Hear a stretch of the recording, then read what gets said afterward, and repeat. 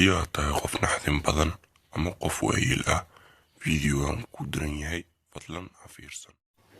waxay ahayd 10kii habeenimo waxaana noo soo dhacay koolkaasna wuxuu ku socday dhinaca booliiska iyagoo loo wacayo in ay dhibaato dhacday. isla markiiba booliiska waxay soo waceen aniga, kiiskaasina aniga ay ii soo xil saareen. si degdegana waxaan ku imaaday halkii uu shilka ka dhacay. markaan imaaday waxaan arkay keliya baabuur shir galay, qofna meesha ma joogin. xoogaa kadib waxaan arkay haweeney soo ordaysa, dhibaatana ka muuqato. haweeneydu waxay ku ordaysa baabuurka ayayna mooday in uu qof ku jiro, laakiin aniga tooshka ayaan ugu baaqay, xaggeeda ayaan u soo carartay. isla markii su-aasha koowaad aan weydiiyey waxaa ku dhahay baabuurkan adiga ma waday, laakiin waxay ugu jawaabtay baabuurka aniga ma wadin. kadib waxaan ku fikiray in baabuurka iyada laga xaday, laakiin baabuurka furihii ayaa surnaa.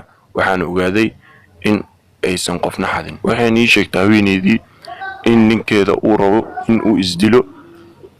marka hore kaniiniyaal ayuu cabay, kadibna baabuurkii asiga ayaa shil isku geliyey. kadibna wuxuu qaatay baangad si uu nafsadiisa u dhibaateeyo. laakiin haweeneydii waxaan ku idhi adiga maxaad ugu celi weysay? waxay igu tiri anigii wax kasta waan sameeyey, si kastana waa u dadaalay inaan ka celiyin waa isku dayay, laakiin anigii ayuubay qabtay, qol ayuuna igu soo xiray. haddana qolka si dhib leh ayaan ugu soo baxsaday, iniga ayaan idin soo wacay. haddana waxaan doonayaa in aad ninkeyga badbaadisaan, sidaas ayuu igu tiri. anigana isla markii waxaan go'aansaday inaan soo badbaadiyo ninkaas. run ahaantii nin rabo in uu nafsadiisa gooyo aad ayay ugu fududahay naf kale inuu gooyo.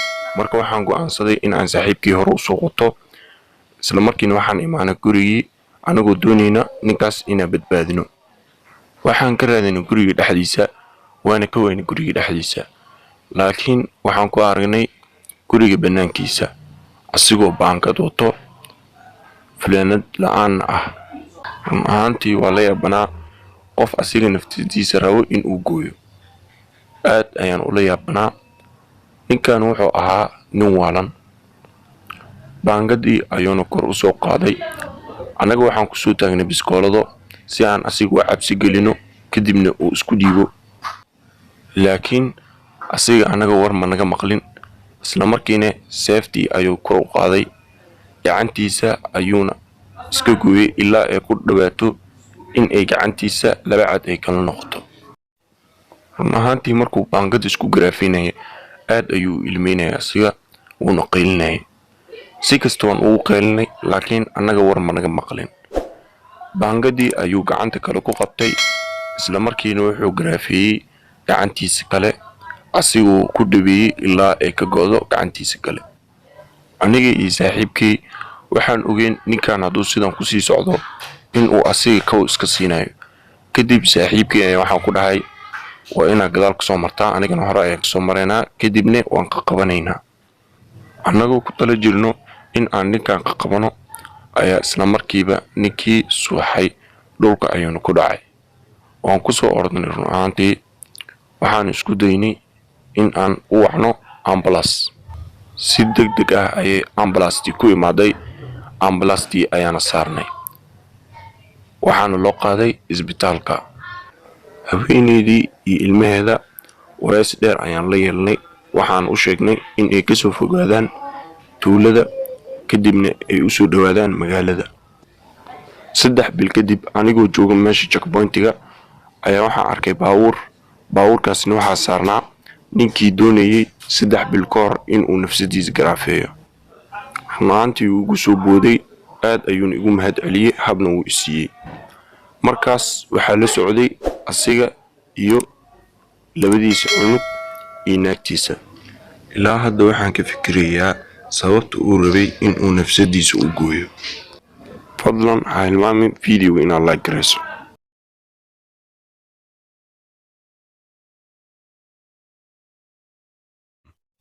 sheekadani waxay ku dhacday wiilii gabar oo walaal ah. sheekadana waxay u dhacaysaa sida tan. anigu waxaan ahaa qof wanaagsan oo dhigato jaamacadda. maalin maalmaha ka mid ah waxaan is iri walaalkaa filim la fiirso. xoogaa kadib waxaanba arkay walaalkaygu aad u xanaaqay, wuxuuna igu yidhi fadlan halkan ka tag, qolkaagana gal. anigu waxaan ku dhahay walaal maxaa kaa qaldan, maxaase kaa sameeyey? laakiin aad ayuu ugu sheeqayliyey, wuxuu igu yidhi qolkaaga gal, hadal dambe ha igu soo celin. war kastaa u sheegana ima dhegaysanin, aad ayuu sii xanaaqayay. waxaanba go'aansaday inaan qolkayga soo galo. dhago earphone ayaan iska gashtay, waan iska jiftay. xoogaa kadib waxaanba arkay hooyadii ugu dul qaylinayso, waxaana igu tiri walaalkaa arrin naxdin leh ayaa ku dhacay ee soo orod. walaalkaa wuu suuxay, afka ayuuna xumba ka keenay. adiga ayaana guriga isla joogteen, maxaad ku dhacay?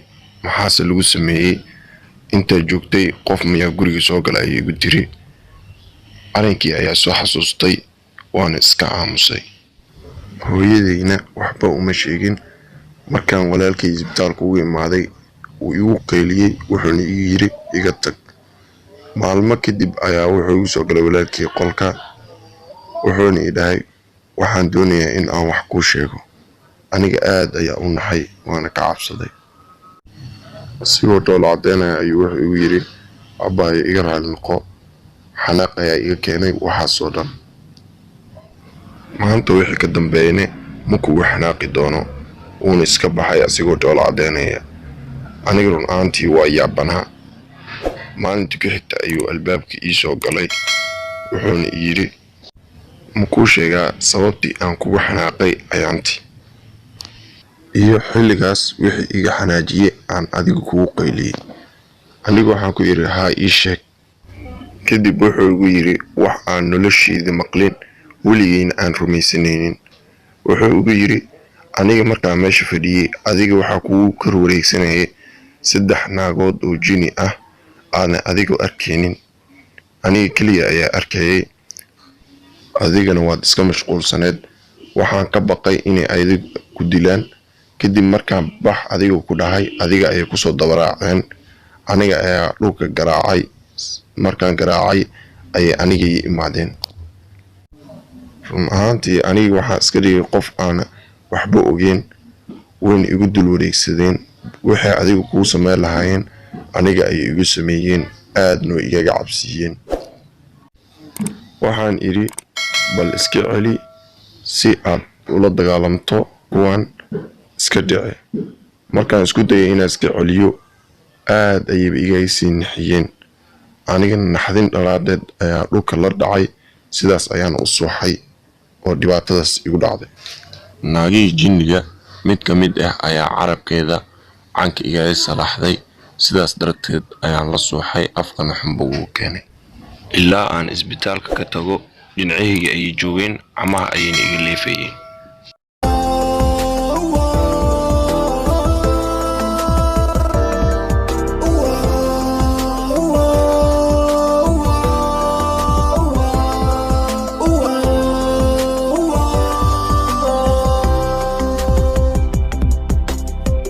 내가 포기하고 싶을 때도 난